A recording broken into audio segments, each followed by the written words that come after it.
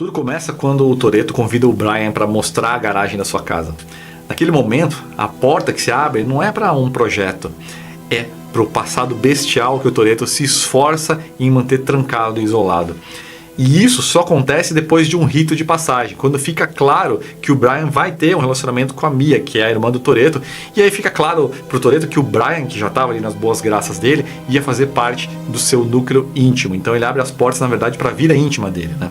E aí a cena da garagem tem essa tratativa de meia-luz que cria esse ambiente meio de confessionário, né? Mas a gente pode ser até mais preciso, é um ambiente de oráculo. Porque quando o Toretto mostra o Charger ao Brian, vai lembrar, né? O Toretto até então era o piloto de um RX-7, né? O cara todo JDM ali, né?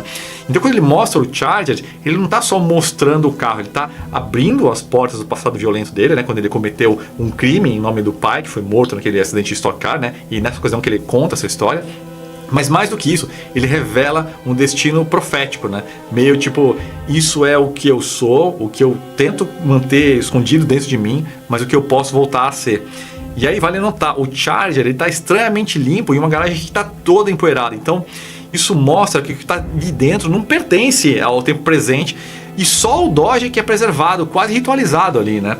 E assim, o Toretto, ele diz que tem medo de acelerar esse carro, mas ao mesmo tempo ele mantém ele sempre pronto. Vocês conseguem visualizar essas contradições, essas ambiguidades, né? Então o Charger, ele é o elo entre o Toretto e o pai dele, mas ele também é a materialização da violência que o Toretto tenta manter trancada dentro dele, sob controle, né? Mas é um fado inevitável, que é uma situação clássica das tragédias gregas, que são representadas, essa questão do destino inevitável é representada pelas Moiras, né, que são as deusas tecelãs do destino, né? E aí você vê essa pressão aumentando e cada vez mais difícil do Toretto conseguir controlar essa violência dele em vários momentos. Então, por exemplo, no começo do filme, naquela briga que rola entre o Brian e o Vince na frente da mercearia, é o Toretto que aparta a confusão, né? Ele tá ali em total controle da situação.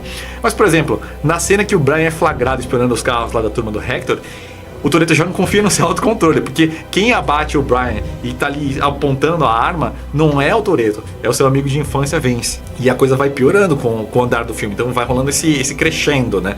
E aí o Toretto ele começa a perder, de fato, né, o controle da violência dele lá na Race Wars, né, quando o Johnny Tran acusa ele de ser um dedo duro. E nem se fala na hora que ele descobre que o Brian é um policial disfarçado, né, naquela ligação que ele faz no SOS ali pra salvar o Vince, né? Ele meio que foi salvo pelo gongo ali quando o Vince passa mal, mas obviamente ali o Toretto ia ter a pior explosão de violência do filme até o momento. Porque na verdade é o assassinato do Jesse que causa a peripeteia da jornada do Toretto. Peripeteia é a virada dramática, o evento grave que causa uma transformação irreversível no protagonista, né? Meio que um antes e depois. E aí, essa morte conduz à primeira anagnórise do Toretto, né? Então, o que seria a anagnórise? O Aristóteles descreve isso aí como o momento-chave ali na narrativa, na história, em que o protagonista ele passa da ignorância para o conhecimento.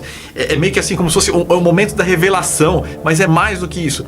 É o momento da conformidade, que o personagem aceita o destino dele, a identidade dele dentro de uma tragédia. E aí, nesse instante, pessoal, aquela profecia feita lá pelo Toretto na garagem, né, quando ele apresenta o Charger pro Brian, essa profecia se materializa, né? Porque o Charger tá fora, as portas da garagem que estavam ali sempre trancadas agora estão escancaradas, né?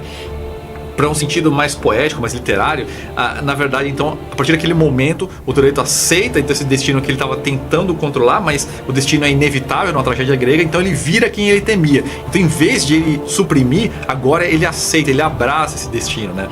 E isso significa, pessoal, que ele estaria disposto novamente a cometer um crime violento, né? Então, o fato de ele estar ali com a camiseta manchada de sangue, com a espingarda e o Charger ali lá de fora e as portas abertas da garagem, tudo isso não é à toa, entendeu? Existe uma linguagem aí de literatura nisso, né? E aí, o que acontece? No passado, o Toretto ele cometeu um crime em nome do pai, né? E agora, no presente, ele vai ou está disposto a cometer um crime em nome do filho dele, que é o Jesse, que é o cara mais dependente da turma, né? Um cara, enfim, com as limitações ali dele, e era um cara que sempre dependia muito do Toretto, né? E aí então é um destino inevitável, essa aceitação, né, do Toretto. Então ele marcha em direção ao carro sem hesitar, justamente como na tragédia grega, né? Aquele misto da aceitação com a conformidade, mas você marcha pro seu destino.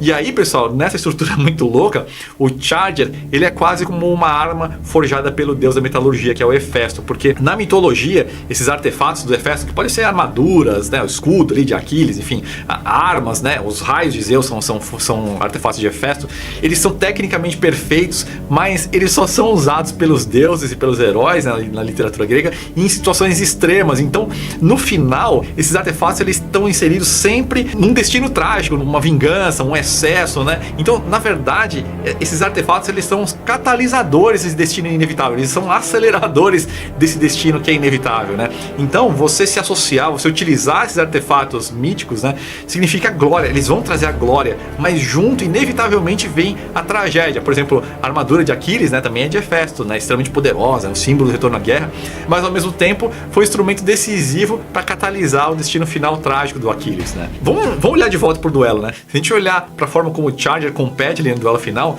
tem alguma coisa de intocável no carro, porque logo nos primeiros segundos, né, o Dodge abre ali 3, 4 carros do Brian, né, e aí o Nitro, né, que era, nossa, o resolvedor mágico, definitivo de todos os conflitos, né, dessa vez o Nitro foi só suficiente para começar a emparelhar o Supra com o Charger, mas se você olhar com atenção, você vai ver que os produtores tiveram o cuidado de manter o Dodge ainda à frente, né, então ele é intocável até pro carro mais importante do filme, que era o Supra, né, ele é quase sobrenatural, ao menos até a falha mecânica acontecer, que é a peripécia da tragédia grega, né? É um pequeno fato, é uma pequena coisinha, mas que altera o equilíbrio da grande narrativa, né? Nesse momento acontece a perda da invencibilidade do Charger, né? Aquele momento do calcanhar de Aquiles, né? E aí rebaixa o Dodge ao universo dos mortais, e aí expõe o carro ao novo resultado, que o diretor Rob Cohen descreveu como um empate, né? Aquele momento que os dois carros pulam a linha de trem. E aí, no fim da corrida, o Charger já teria cumprido a sua função narrativa. Então por que acontece aquele acidente? Porque, pessoal, o destino de uma tragédia grega necessariamente é catastrófico.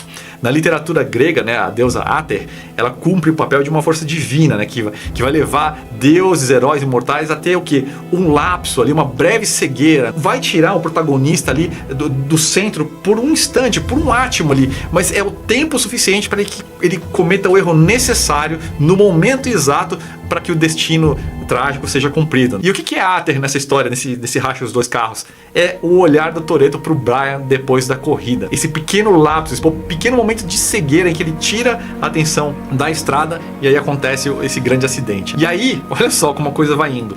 Depois da destruição do Charger, aquela até a luz capotou aqui. Oh, de novo não. Depois dessa capotagem do Charger, destrói o carro inteiro, você tem a derrota física do carro e do Toretto. E aí rola a segunda anagnórise, né? Que é o seguinte, todo ferrado fisicamente, né, aceitando essa condição que a glória, né, daquela corrida estava ligada diretamente a um final trágico e repentino, né? O Toretto aceita a queda, aceita essa situação, ele toma consciência de novo, né? E aí ele faz o quê? Ele não bate no Brian, ele não tenta fugir, ele simplesmente aceita esse destino trágico e espera a polícia para ser preso, né? E aí vem a última decisão e é a mais importante de toda a história do filme. E amarra todas as pontas, né? Então é um detalhe simples, mas é muito bem amarrado na literatura do roteiro do filme. O Brian ele dá as chaves do Supra pro Toretto fugir.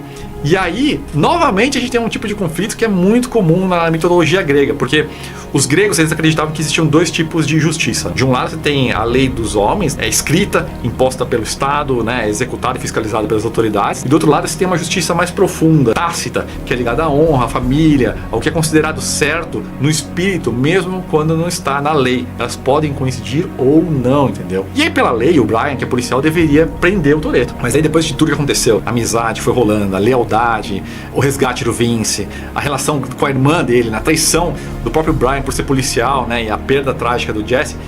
Enfim, nessa salada de coisas, a situação ficou tudo menos simples pro Brian. Então, deixou de ser uma escolha entre o certo e o errado, entre policial e bandido, passou a ser uma escolha entre duas formas de justiça. Então, quando o Brian entrega as chaves pro Toretto, para ele não tá deixando um criminoso fugir, ele tá abrindo mão da lei do Estado para seguir aquilo que naquele momento, naquele entendimento dele, entende como o certo, mesmo que isso significasse trair o juramento dele como policial. É por isso que essa cena funciona tão bem, porque esse tipo de recurso é um clássico da literatura grega. E uma coisa mais legal é que essa decisão das chaves, ela não resolve só o duelo, a dívida do Brian, que devia um carro de 10 segundos e não sei o que. Na verdade, ela resolve o conflito moral que conduzia a história inteira, né? O policial que se infiltrou e se apaixonou por isso, teve um relacionamento com a Mia, não sei o que. Então ele resolve toda essa coluna do filme.